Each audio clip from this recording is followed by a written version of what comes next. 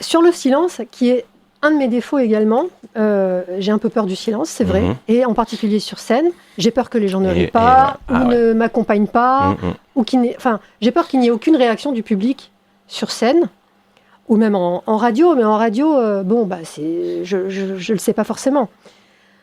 Brooke dit, nous avons le plus souvent, il parle des apothéoses possibles après une expérience théâtrale. Il y a l'apothéose par la célébration, où notre participation se manifeste en piétinement, acclamation, hurrah et tonnerre d'applaudissements. Ou bien, à l'opposé, il y a l'apothéose par le silence. Et il termine, nous avons le plus souvent oublié le silence, il nous embarrasse même. Alors que c'est vraiment un outil fantastique au théâtre. Vraiment, j'approuve à 1000% ce qui est dit là. C'est pour ça que souvent même certaines pièces, je fais exprès de les finir non pas par un truc qui fait... Tu sais, en musique, il y a ce qu'on appelle la cadence parfaite, c'est-à-dire l'impression de fin, où on sait que l'oreille fait suffisamment ce qu'il faut, la musique fait suffisamment ce qu'il faut pour que le public sent qu'il doit applaudir. Et ça, des fois, je veux le squeezer parce que je me dis... Donc, c'est souvent... Il y a besoin de ce petit temps-là qui ne réclame pas l'applaudissement, qui ne réclame pas l'hurrah, qui prend le public à bout de souffle, à court de... J'en parlais, je sais pas, à Julie justement, je dis mais il y a un long... Je parlais du silence, je disais, c'est dans, je crois, Hitchcock, qui a pour moi le plus long cri sans son de l'histoire du cinéma. Alors elle cherchait avec Véro, et je lui dis mais c'est dans Les Oiseaux, quand la mère du mec, elle voit un fermier qui a été attaqué par un des oiseaux, elle est tellement choquée, elle ouvre la bouche, et Hitchcock fait durer cette sensation. Elle prend sa voiture, elle traverse le village, elle retourne chez elle, ça dure je ne sais pas combien de temps, dans le silence. Et pourtant on entend sa douleur alors qu'il n'y a pas un son. Et je me dis, c'est ça qui est beau au théâtre. On a tellement de force quand quelque chose vient, quand il y a un coup de tonnerre, c'est le fameux coup de tonnerre dans un ciel clair. Si on fait un coup de tonnerre alors qu'il y a plein de bruit ça sert à rien ton coup de tonnerre. Donc il faut gérer ces ruptures, le vide, avant d'y mettre quelque chose, et à l'inverse, vide. Voilà, c'est toute cette gestion du plein, du vide, du silence, du bruit, du vacarme, voilà, c'est tout ça qu'il faut gérer en théâtre. Eh bien, on va essayer de le gérer à partir de mon texte. Oui. Hein, mais avant, je suis désolée, chers auditeurs, mais on va passer une petite soirée en compagnie de Peter Brook, vous l'aurez compris. Ouais.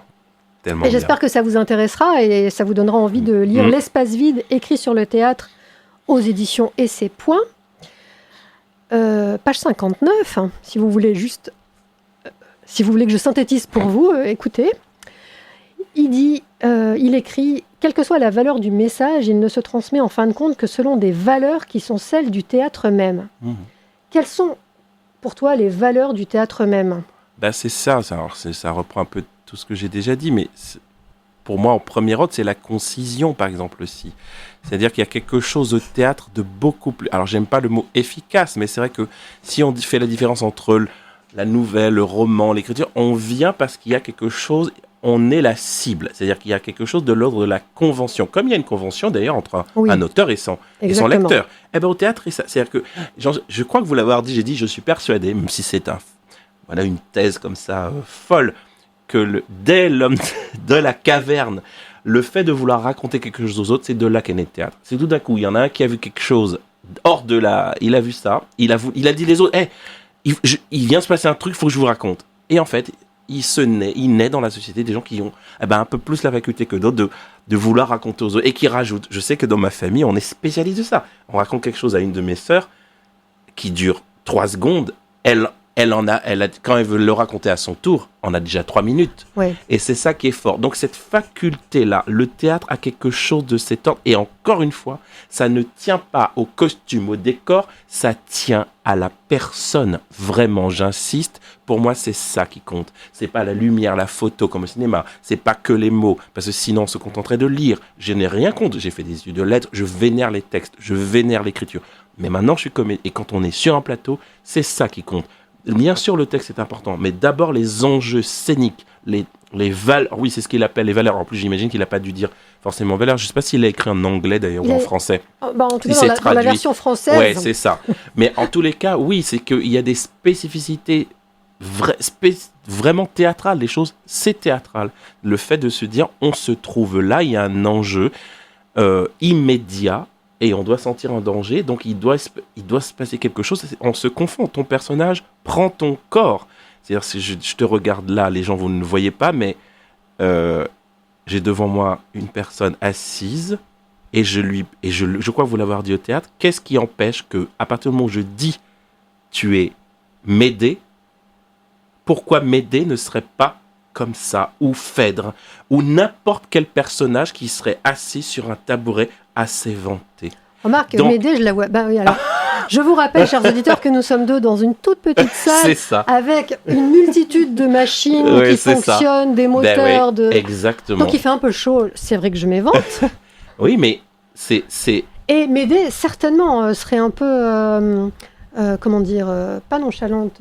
Oui, mais elle peut, en tout cas, elle t'emprunterait. Oui, elle peut être, mais t'es même pas nonchalant, je trouve. Non, c'est pas le terme que je cherchais. Mais elle peut être, parce que là, t'étais très pensive, t'étais dans une écoute. Et ça, c'est fort. Des fois, on confond la même posture, mais t'étais pas passive. C'est pas parce que tu ne dis rien et que tu as l'air de que tu n'es pas active. Et c'est souvent ça que l'acteur ou l'actrice ne comprennent pas, c'est que ils ont peur du silence, de l'immobilité, de ces choses, parce qu'on croit qu'il ne se passe rien. Bien au contraire. D'ailleurs, Brooke, quand il donne sa définition du théâtre, il dit c'est un espace vide, c'est pour ça que ça s'appelle comme ça, où il y a une personne sur le plateau, une personne en face. Mais dans un autre texte, quelques années après, il écrit, je crois que ça s'appelle Le diable c'est l'ennui, il corrigera sa définition, il dit je rajoute une personne sur le plateau parce que j'ai oublié le lien. Et effectivement, c'est pour ça que j'ai voulu travailler le Tchekhov, pour dire la mort quand il y a Treplev qui se suicide. Tchekhov le met hors scène, on entend juste le coup de feu. Mais par contre, la pièce finit sur quoi ? Sur le moment où on se dit, et c'est ça le plus fort, comment on va le dire à la mère ? Et ça, c'est ça le lien. C'est pas tant le suicide. Aujourd'hui, c'est ça. Le cinéma, mon Dieu, on montrerait les trucs qui sortent. Mon Dieu, la tête qui explose. Au cinéma, au théâtre, il y a toujours un petit décalage. On joue sur l'absent, on joue sur l'écart. Ça, c'est fait l'invisible. Et en fait, et là où il est très fort, parce que Puccini, lui, par exemple, il joue le moment où on annonce au héros que son amoureuse est morte. Là, on a juste les hommes qui disent il va falloir éloigner parce que son fils vient de se suicider. On lui dira, quoi. Et la pièce se finit. On n'a même pas, mais on imagine, et c'est ça qui est fort. On peut pas applaudir à la fin de cette pièce. On se dit, mon Dieu, la pauvre, qu'est-ce qu'elle va faire quand on va lui dire ? Et ça, c'est incroyable au théâtre. C'est tous ces enjeux-là on retient. C'est l'invisible. Alors bien sûr, il y a eu cette phase. Je ne sais pas si on n'avait pas fait du Sarah Kane, je crois. Non, mais tu nous en as parlé. On a parlé parce que Sarah.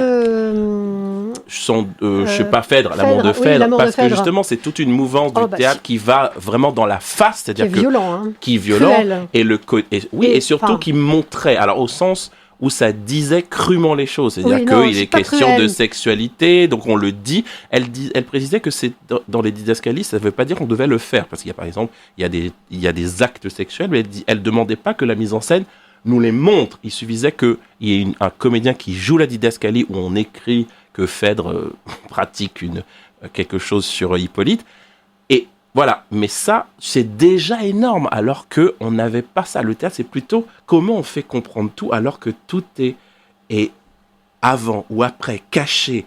C'est ça qui est beau au théâtre. Moi, je trouve que tant que le théâtre garde ça, il restera théâtre, et il faut qu'il le garde. Le spectateur de théâtre aime ça, ce côté où tout repose sur la façon dont l'acteur ou l'actrice raconte. Ça c'est les valeurs théâtrales.